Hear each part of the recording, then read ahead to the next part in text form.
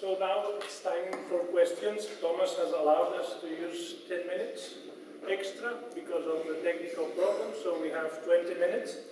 I don't know whether the presenters, they want to come here for other questions. There's one there.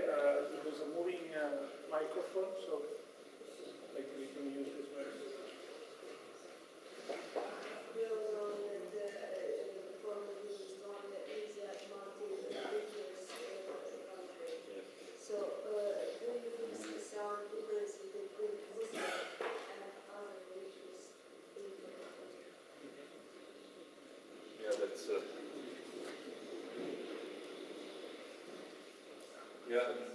That's a very good point, because I didn't have time to explain everything, but religion is one of the explanatory factors that could contribute to the fertility developments in some countries, Yugoslavia especially, comparing, for example, we have data on fertility in Bosnia. Bosnia is a special case where you have Roman Catholics, Orthodox Christians and Muslim population, so you can compare fertility not only in Yugoslavia but within country in Yugoslavia, that was Bosnia and Herzegovina, which has three major religions living in it. So,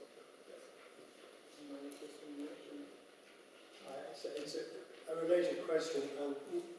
You mentioned that Kosovo requires a separate explanation, a separate analysis. Have you any idea whether the fertility of the Serb minority in Kosovo is similar to that of the Serb population in Serbia? And there's a divide there within the country. Yeah, well, it was higher than in Serbia, definitely, but much lower than population of Albania and Kosovo. Yeah.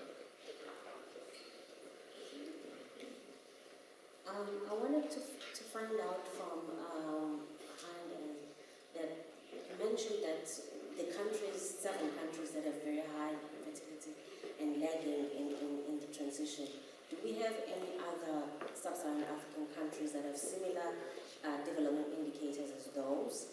And if we do, then what are the factors that are isolate these seven countries, where we can therefore know exactly what is the explanation for them not commencing their the transition, their fertility transition. The second question I had is the link in the conclusion regarding these countries lagging fertility transition as a contributing factor to growing population sizes in Africa, as we expect to happen over time. To what extent is that those countries contributing to that, as opposed to the other many countries in sub-Saharan Africa that have lower levels of fertility but equally very low levels of mortality, where population is growing very fast, and also quite a few of them having stalled fertility and hence higher population growth? Your question, Oh, yeah, sorry. There's two parts to your question. These particular seven countries have been selected, or we use them to illustrate the slowness of the African fertility decline. I don't think these countries are different in kind. They're not a group apart. There are other countries in Africa with development indicators which are maybe a little bit more favourable than these countries, fertility decline which is a little bit quicker. I don't think we can say these are seven countries that are somehow distinctive from the rest. But what is true of Africa, of sub-Saharan Africa, is that the pace of the fertility decline is relatively slower than it was in Asia or in Latin America. And if the evidence of these countries is to be believed, it probably will continue to be slower. In terms of the contribution to population growth, then it clearly depends on the size of the country. So a country like the Democratic Republic of the Congo with 60 million people, or parts of northern Nigeria, which we didn't mention because Nigeria, at a national level, actually has more than a 10% decline. But if you take northern Nigeria, which is the most populous region of Nigeria, then the decline is very limited. And there's no doubt that if we look at the contribution to population growth, say 30 or 40 years down the line, then Democratic Republic of Congo and Nigeria are going to be massive contributors to population growth in sub-Saharan Africa and globally. And they will be fertility trends in those countries, and how fast fertility decline is going to have a profound influence upon population growth at a global level. So I don't know if that answers your question, but at least there's some way towards answering it.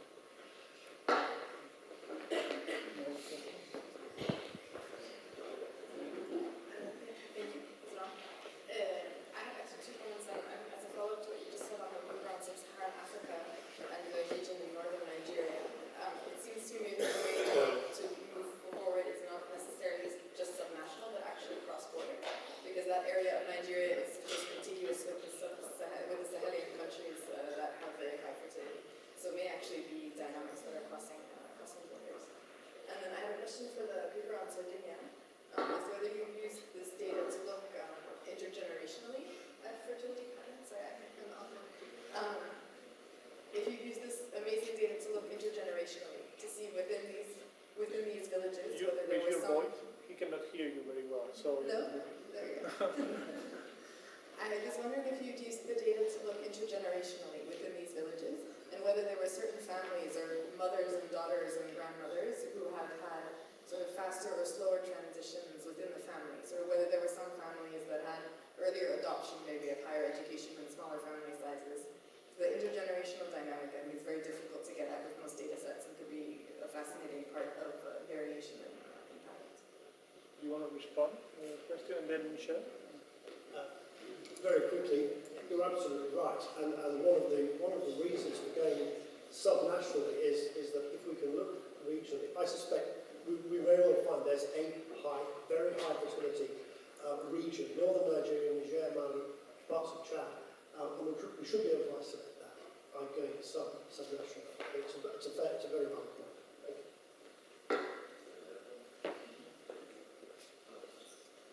Yes, to answer to your question, this is on the agenda because we want really globally we have 8 generations.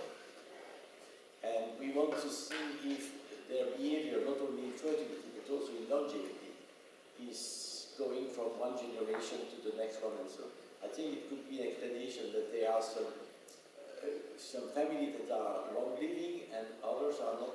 Some family has a lot of children, so on. But we did also an investigation on the late maternity and the longevity. So the links between the two, we showed that the mother that has her last child later also live longer. So we did some investigation like that. I think that we have really to put together all demographic behavior and all generation, and it brings a lot of things. Thank you. Now, Francesco. I have a question for Ivan and one for Michel. For Ivan, I mean, I'm sure you consider mortality. I mean, there's been wars, more than one, and I was a bit curious to understand whether there were both empirical challenges and maybe substantive conclusions. And on Michel, I'm curious about the second demographic transition in Sardinian villages. I have 2 points. One, it seemed there was a tremendous out-of-wedlock fertility before the transition, or was it just getting the graph wrong? So I was a bit surprised that there was lots of fertility outside marriage. And the second one is basically Sardinia is a late fertility champion, so that it would be nice to look at I mean, you show the age at last birth. It's probably looking at the ages at first birth over time would be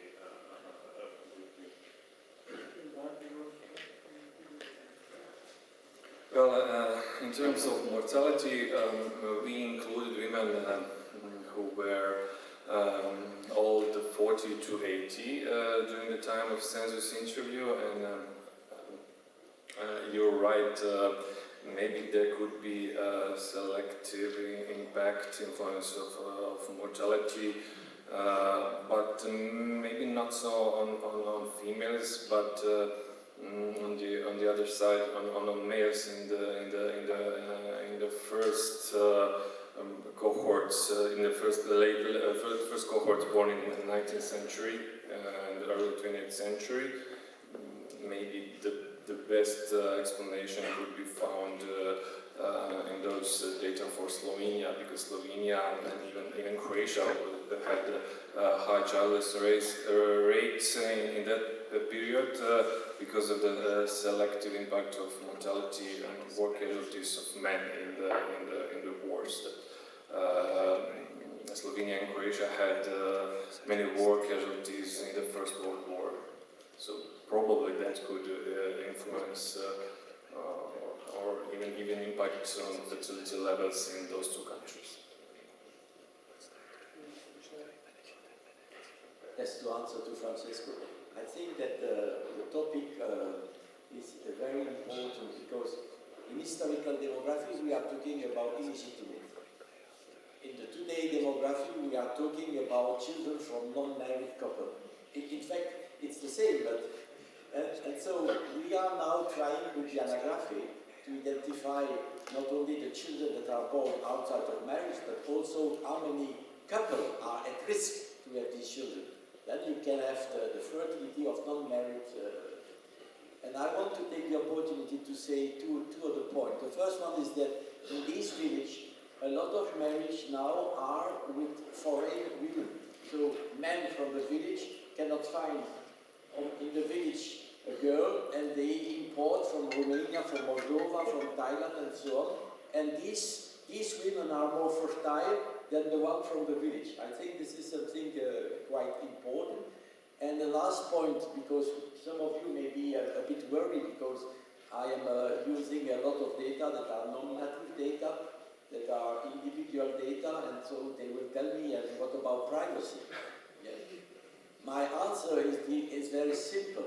I'm working closely with the municipality. So I signed agreement with the municipality, and in this agreement I will have access to all data, and I have also the authorization to use it in scientific publication. I think it's very important. So if you have the possibility to work closely with administration, with municipality, with people providing this administrative data, you will have a door to a large number of other data. I have the same in Belgium, and it's really wonderful. Thank you. Thank you, Michel. Now it's Alicia.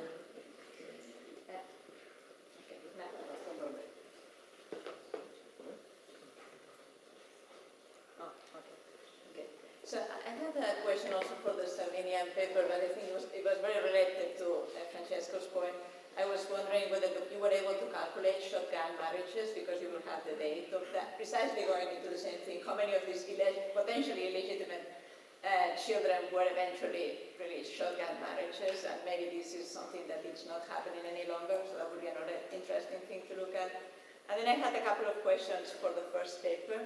So one, I was interested in seeing this very large pre-transitional process on fertility and the increase that you mentioned in some of those. I would be curious to know why the increase happened so much before the transition of the fertility drop in some of them. And related to that, I may also be telling you something about why some of these places are very persistent. And I was wondering, you're saying these structures are very similar across countries, but I was thinking about family structure in some of these places, and whether polygamy is more prevalent in some places or others, and what role will be happening on that. And also about the practice of extending or not breastfeeding and separating couples after the birth, whether some of these things have been not happening so much now, especially the separation of couples after the birth, that may be then increasing the exposure to births that didn't happen before of these changes, but not changes on contraception at the same time. And then also changes in nutrition in some of whether these are some important things in ability to conceive in some of the places that underwent very large transitions as the development was increasing, but the practices and the social norms were not. Michel? Just a short answer to the question. The topic of illegitimacy is very interesting, but it's very problematic. Just for one reason, for example, is that you have some children that are born not from a known father, unknown mother. That's really amazing. And you have some family where, for example, Antonio Tode, who reached 120, one of the oldest men in the world, his parents married when he was 19, which means that the fact that you marry at the church, this is normal, but the civil status was a bit late, and so you marry really late. So the definition of illegitimate has to be really taken into consideration. A lot of marriage happens just after the newborn and so on. You have really to be attentive more if you want to compare. But as we discussed with Francesco, nowadays the situation is fully different, and the transition between the two, this is the second demographic transition. Thank you. Yes, let me take the question of the rise in fertility up to the peak. The rise in fertility is observed in pretty much every country before the decline in fertility begins during the demographic transition. So you find this in Europe, you find this in Latin America, you find it pretty much everywhere. The reasons may be different from place to place. So for example, in parts of Europe, the rise in fertility is generally attributed to a decline in the age of marriage, for example. In Africa, I suspect it may be different. We don't really know very much about African historical demography. We know far less than would be ideal. But the explanations which are given are, for example, reductions in the length of breastfeeding, reduction in the very long birth intervals, which are traditional in Africa, going back as far as we know. Maybe associated with changes to the labour market and changes to the type of work that people did in the colonial period in the early to mid 20th century. So there are those kind of changes, and I suspect it's to do with those. There's no doubt also that fertility is influenced in Africa by the kinds of separation of spouses and these kinds of things, and it is influenced by polygamy. And these are things that we ought to look into. There's lots of evidence that separation of spouses causes a difference. If you look at fertility, seasonal patterns of fertility, for example, in countries like Tanzania, you can find pronounced seasonal patterns to do with separation of spouses and the labour supplies. I think part of the answer, or a large part of it, is maybe finding what people were doing, occupations, and how they've changed over time. But there's a lot of work to be done to investigate. So we may have time for only one question. If there's no discussion, no questions, then we can move to the second break. And before we give an applause to our presenters.